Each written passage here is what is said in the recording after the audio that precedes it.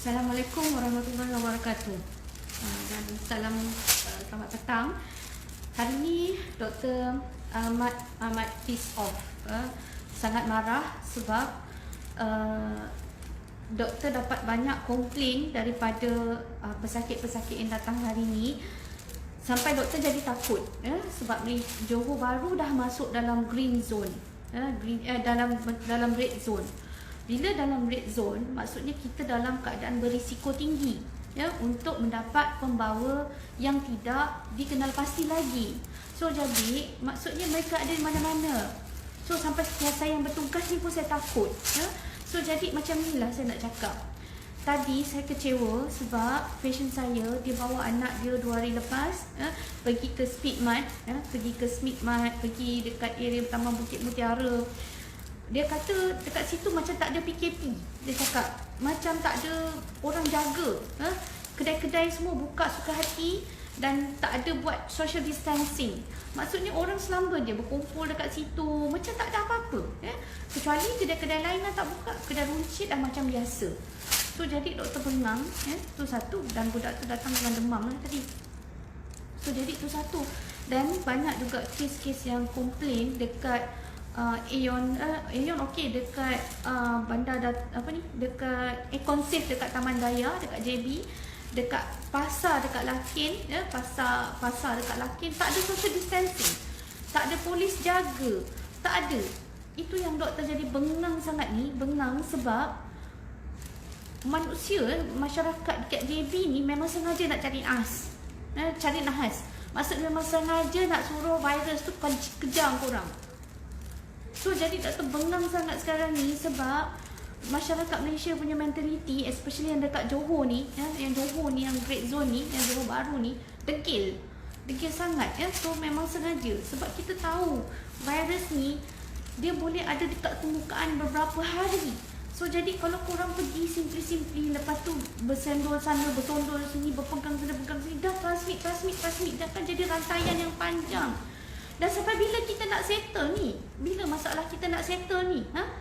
Bila kita punya rantaian akan berpanjang-panjangan, kita tak akan dapat kurangkan risiko penyebaran ni. Faham tak? Doktor tak nak pakai macam ni setiap hari. Faham tak? Doktor tak nak duduk dekat rumah, stay at home, tak boleh balik kampung, tak boleh tengok mak. Dan ramai lagi ibu-ibu yang kerinduan anak-anak dekat universiti. Ada mak-mak yang ayah-ayah yang tak ada sumber makanan, sumber pencarian sekarang ni. Doktor ada patient, bukan patient, ada masa kita buat NGO yang tak makan beberapa hari. Tengok je lah doktor, Ustaz Abid Liu, tengok siapa. Semua banyak sangat orang yang kesusahan sekarang ni, hilang punca pencarian. Kalau kita berterusan macam ni, lama bulan-bulan, macam mana dengan ekonomi kita? Tengok doktor punya klinik pun selalu ramai pun jadi tak ramai. Ingat senang ke kalau kita nak survive, nak bayar tu, nak bayar ni sebagai orang yang bisnes? Ingat senang ke nak survive, nak bayar hutang, nak bayar tu, nak bayar staff, nak bayar ni? Kita tak boleh tau. Kita terpaksa gunakan duit simpanan. Sampai bila pun akan habis. Lama-lama kita akan KO juga macam mana pun.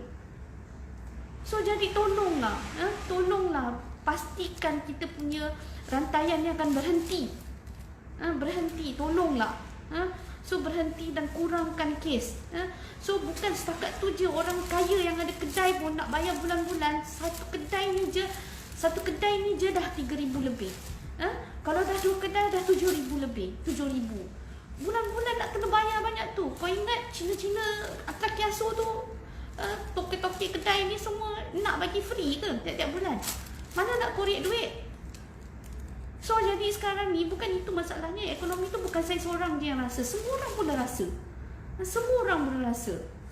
Termasuk kerajaan sekali terpaksa tanggung semua manusia-manusia yang degil juga. Diorang tak kerja, duduk kumpul sana sini, lepas tu tiba minta insentif. Minta insentif tu, minta bantuan tu, minta bantuan ni. Tapi kau degil. Bengang lah ni. Kau minta itu bantuan tu, bantuan ni pada kerajaan, tapi bodoh pergi duduk lagi dekat sana sini semua. Ni mulalah doktor nak marah. Geram, tahu tak? Berkumpul lepas tu dekat Econ-Safe dekat Taman Daya tu, satu keluarga 2, 3, 4 orang datang, tak ada orang tengok. Lepas tu yang doktor geram, doktor telefon MKN tadi untuk buat laporan. Dia kata tak, dia kata pergi dekat PDRM. Ni doktor nak cakap ni dengan MKN dengan PDRM ya. Tak tahu macam mana lagi nak komplain. Okay, so tak tahu macam mana. Kau rasa macam kena buat lap down aja. Sebab doktor komplain dekat MKN nak bagi tahu pasal lakin, pasal dekat pasal raya speed mart, dekat pasal Econ Safe, dekat mana tadi Taman Daya, semua doktor nak bagi tahu pada MKN. Tapi MKN jawab apa tau? Dia kata telefon PDRM. Dia kata telefon ibu pejabat polis daerah masing-masing. Okey, dia kata dia orang lebih berkuasa. Saya kata okey, fine, saya telefon IPD. Saya telefon IPD dekat sini ya. Saya telefon IPD tu cakap, oh kita dah halau dia orang tadi. Kalau dia orang nak buat, kita nak cakap macam mana? Amboi, kita dah red zone kot.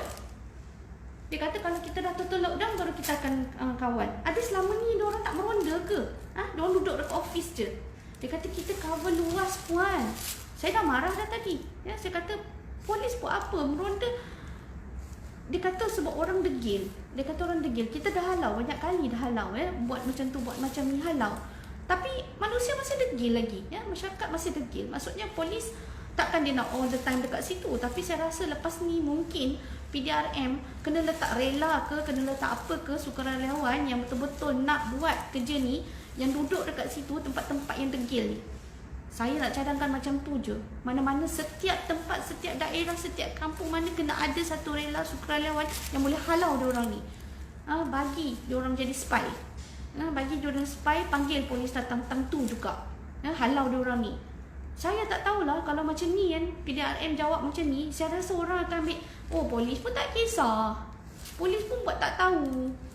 Itu yang saya geram tu dengan PDRM tadi. Saya tak tahu. Memanglah dia kata dia halau. Tapi berapa kali dia orang pergi tengok buat check, spot check. Dah dia orang suka-suka hati je berbelanja macam tu. Dah lah dekat area taman-taman dekat sini ni memang ramai orang yang miskin ya. Dekat area depan ni banyak orang yang tak susah duduk kat flat PPR apa benda semua. Berapa lama lagi kita nak hidup dalam keadaan macam ni? Penat tau. Doktor pun tak nak lah pakai benda-benda ni. Penat nak check patient, nak masukkan macam ni pun dah susah ni masukkan. Susah nak masukkan. Susah. Sampai bila saya nak pakai macam gini? Sampai bila doktor-doktor frontliner semua nak pakai macam ni? Pakai PPE apa benda semua. Panas tau tak? Lepas tu, korang yang dekat luar tu degil. Tahu sakit hati bila doktor tahu dapat call MKN, call PDRM tadi.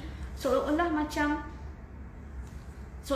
I tak ada kuasa pun nak buat unless kena lockdown. Okay, fine.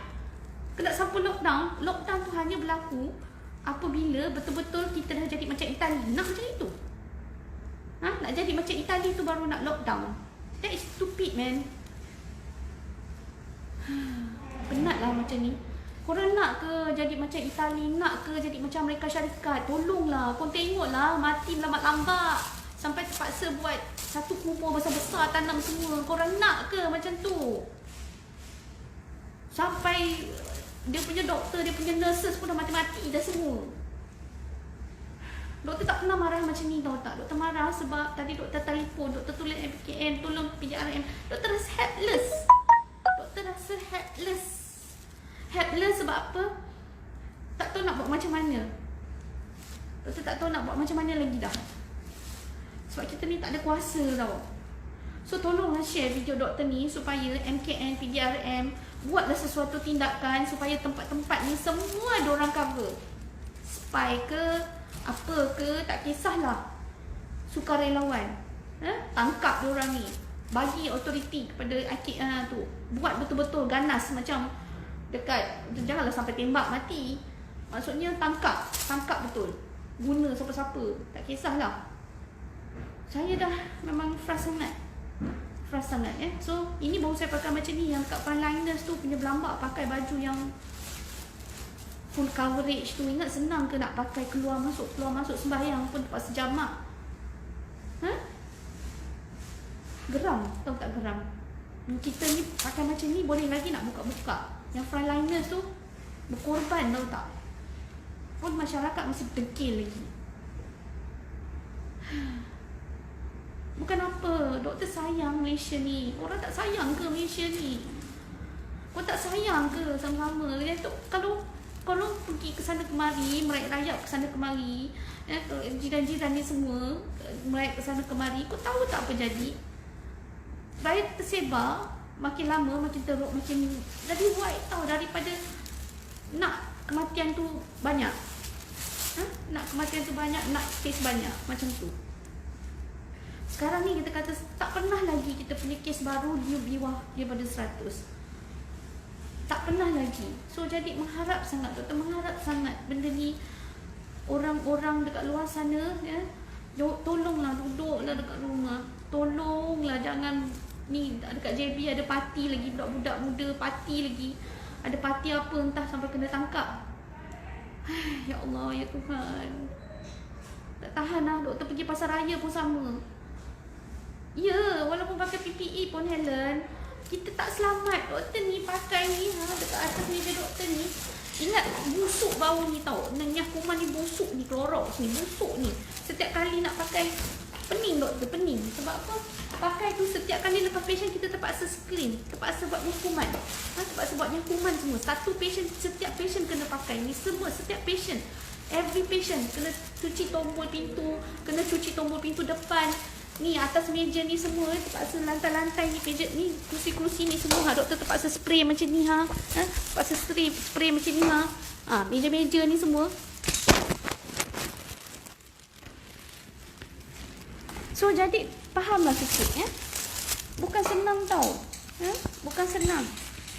Kalau tiba-tiba na'udzubillah lah harap-harap tak ada patient yang datang ke klinik doktor yang bawa benda ni. Walaupun dah banyak juga doktor refer ke kerajaan Doktor ada refer ke kerajaan tentang apa ni pusing pula. Ni dah marah sangat lah ni. Handphone doktor tu pusing-pusing. So jadi ada dekat apa tadi, ada dua kes malam. Doktor refer untuk buat COVID screening. So doktor pun ni memang tawakal Allah je lah ni. Tawakal Allah. Okey. Dah, doktor nak balik dah.